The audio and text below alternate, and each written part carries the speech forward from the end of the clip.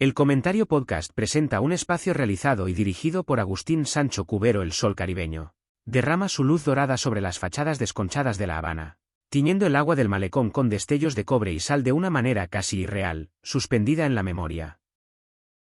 Para el viajero descuidado que llega con el corazón colmado de expectativas románticas, aquel paisaje se presenta como el último paraíso de la tierra. Un Edén suspendido en el tiempo donde la música fluye entre las palmeras de forma eterna y los tragos dulces adormecen la razón bajo un cielo siempre limpio. Los folletos turísticos invitan a sumergirse en una fantasía de romanticismo y descanso, vendiendo la idea de una isla que palpita al ritmo de viejos automóviles y sonrisas amables. Sin embargo, detrás de esa cuidada puesta en escena, se esconde un laberinto de pasillos oscuros donde la intimidad es un concepto vacío de sentido y el descanso es una trampa dispuesta con extrema frialdad por los servicios de seguridad del Estado. En las suites de los hoteles más costosos de la capital, allí donde los empresarios extranjeros y los diplomáticos de alta posición buscan un refugio de discreción para sus negocios y placeres, las paredes albergan oídos invisibles y los espejos poseen una mirada fría y calculadora. Detrás del cristal azogado que refleja la vanidad de los huéspedes, se ocultan lentes silenciosas que registran cada suspiro, cada caricia furtiva y cada secreto confesado en la penumbra. Al otro lado de ese reflejo, observando en la oscuridad de una estancia contigua con paciencia infinita, se encuentra un hombre bajo el nombre en clave de agente Otto. Su verdadera misión en este engranaje de control no consiste en asegurar el confort de los visitantes, sino en recolectar sus debilidades, en archivar sus pasiones para que, cuando llegue el día de firmar un contrato comercial o un pacto político con el gobierno cubano, las autoridades locales sepan exactamente por dónde presionar y cómo chantajear para conseguir el triunfo. Este complejo sistema de espionaje no fue una ocurrencia fortuita, sino la respuesta desesperada de un régimen totalitario que vio tambalear sus cimientos económicos. A principios de la década de los años 90, el destino de la nación cambió de rumbo de manera catastrófica. La Unión Soviética, que había sostenido la infraestructura de la isla con miles de millones de rublos, se desintegró, dejando a la revolución a la deriva en un océano de incertidumbre. De forma repentina, el país entero se sumergió en la penumbra que el gobierno bautizó como periodo especial. Aquella época quedó grabada como un tiempo de apagones que paralizaban las ciudades durante 12 horas, de calles vacías donde las bicicletas sustituyeron a los motores, de estómagos vacíos que aprendieron de racionamiento y de una asfixia monetaria que amenaba con el proceso.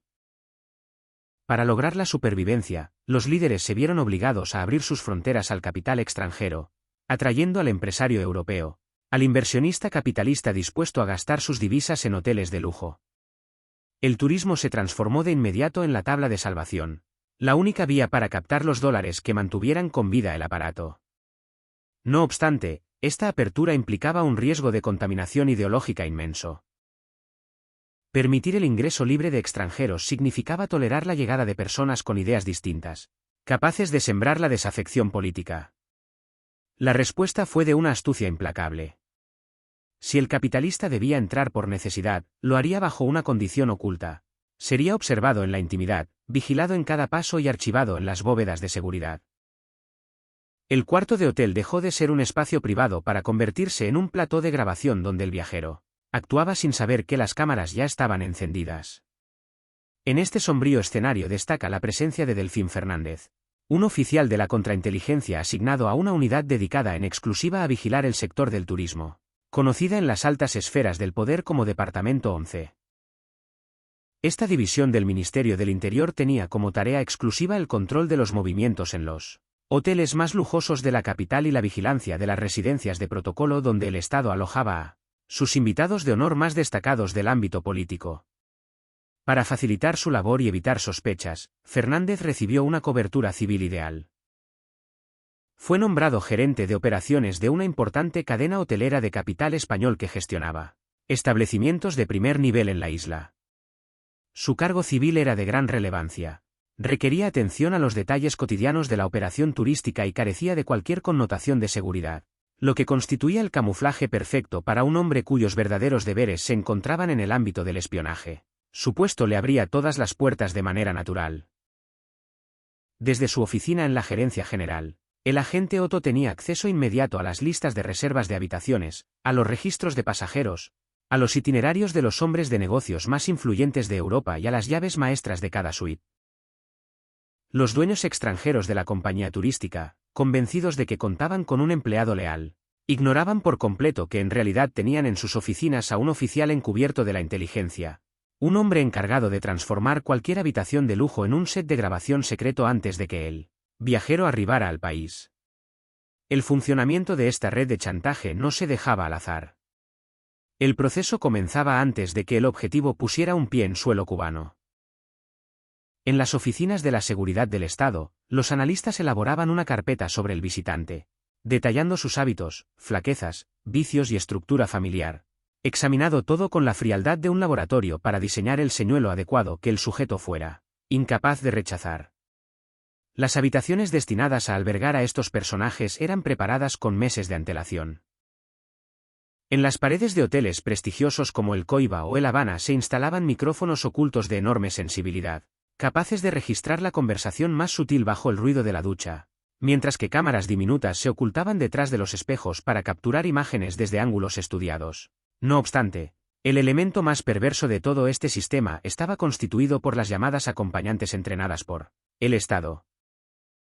Estas jóvenes, seleccionadas por su inteligencia, eran instruidas en técnicas de seducción y colocadas en el camino del visitante siguiendo un perfil psicológico, diseñado a la medida de la víctima. El régimen no esperaba de manera pasiva a que el extranjero cometiera una imprudencia espontánea, sino que se encargaba de construir el ambiente perfecto y de colocar la tentación exacta frente a sus ojos, exhibiendo un cinismo monumental que contrastaba con la rectitud moral que la propaganda oficial predicaba ante el mundo.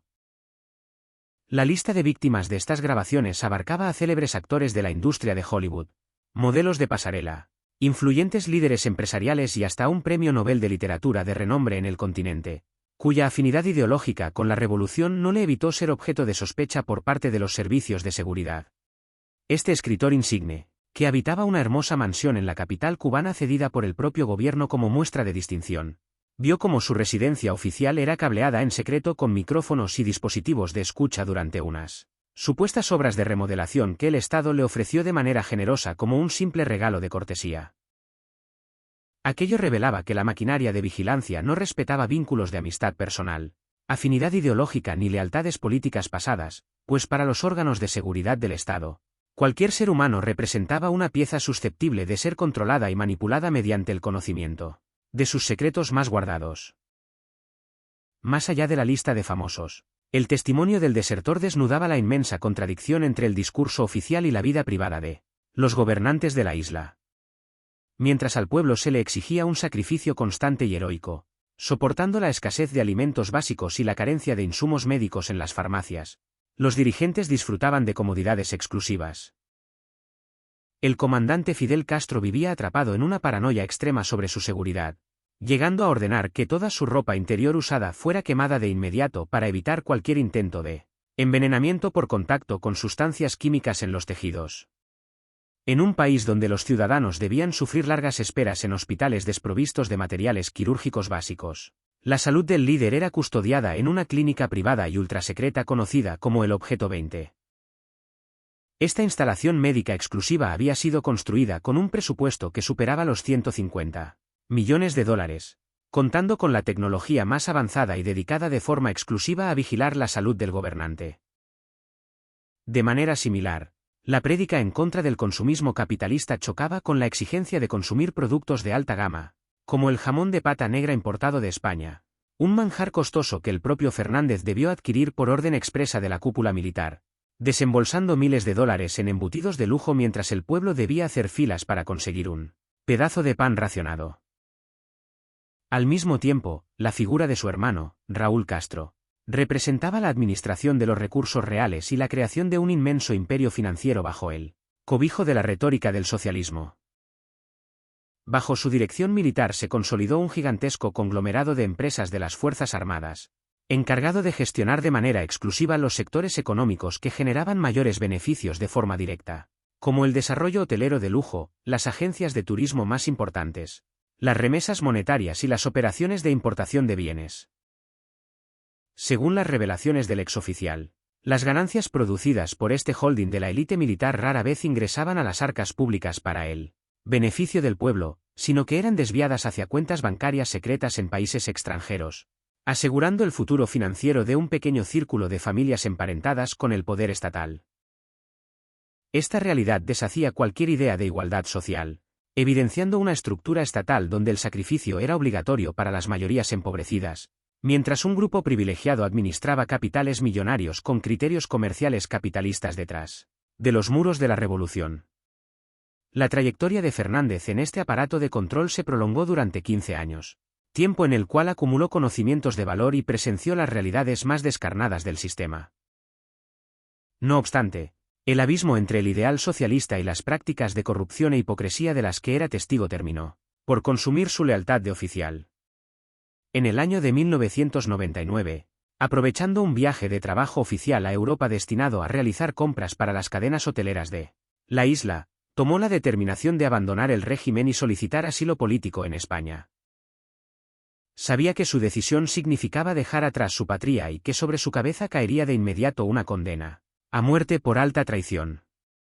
Ante la imposibilidad de alcanzarlo en el exilio, los servicios de seguridad decidieron desatar su venganza contra su exesposa, Ana Amador, una de las personas más cercanas de su pasado, una joven de 28 años que acababa de salir de una complicada intervención quirúrgica en La Habana y planeaba viajar a Madrid.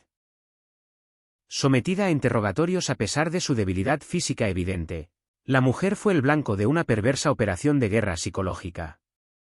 Los oficiales le presentaron un ejemplar de periódico falso, confeccionado en sus talleres simulando la cabecera de Diario 16 con la firma falsificada del director, Ángel García, donde se relataba que ella era una mujer de baja reputación rescatada del malecón por Fernández.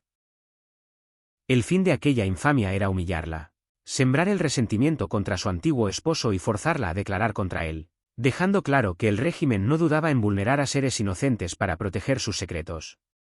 Tras establecerse en España, Fernández comenzó una nueva etapa en su existencia marcada por una ironía insólita y literaria. El hombre que había pasado 3 lustros de su vida diseñando métodos para profanar la privacidad de las personas, detrás de cámaras ocultas, pasó a ganarse la vida protegiendo la intimidad de los personajes más célebres y acosados del ámbito artístico y deportivo europeo. Se transformó en el jefe de seguridad de actores como Antonio Banderas y Melanie Griffith, de la presentadora Ana Obregón y del futbolista David Beckham durante su llegada a Madrid.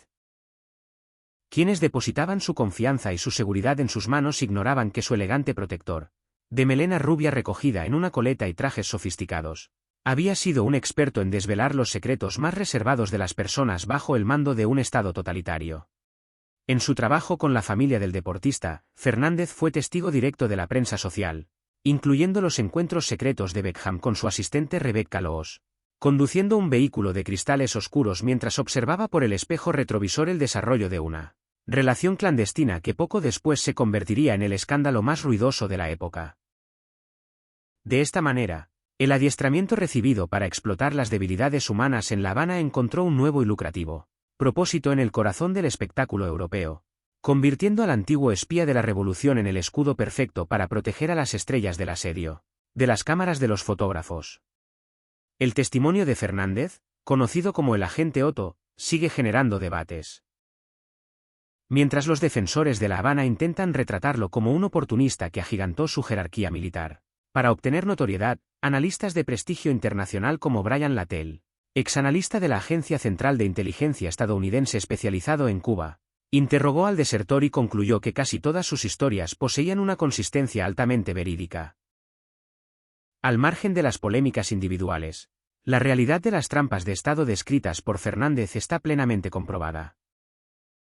Un ejemplo quedó certificado en la sentencia dictada en el año 2001 por una corte federal en Florida, que condenó al Estado cubano a pagar una compensación a Ana Margarita Martínez por haber sido engañada y desposada por el agente Juan Pablo Roque, miembro de la Red Avispa que utilizó la relación de pareja como un arma de inteligencia, hecho calificado de tortura por los jueces. Asimismo, las revelaciones de otros desertores como Florentino Aspíllaga confirmaron que la inteligencia de la isla aplicó con éxito métodos aprendidos de la Stasi alemana y de la KGB de la Unión Soviética en la utilización de trampas de alcoba. Al final, la peripecia del agente Otto nos recuerda la inmensa fragilidad de la privacidad humana frente a los sistemas de poder organizados. Su historia invita a reflexionar sobre el presente, recordándonos que las técnicas de vigilancia que una vez se ensayaron detrás de los espejos de La Habana se encuentran hoy integradas en los dispositivos electrónicos que portamos voluntariamente en nuestros bolsillos, donde cada palabra y cada gesto pueden ser grabados en nuestra contra en un mundo que ha convertido la intimidad en un bien difícil de resguardar. Espacio realizado y dirigido por Agustín Sancho Cubero. Gracias por su atención. Hasta la próxima edición del programa.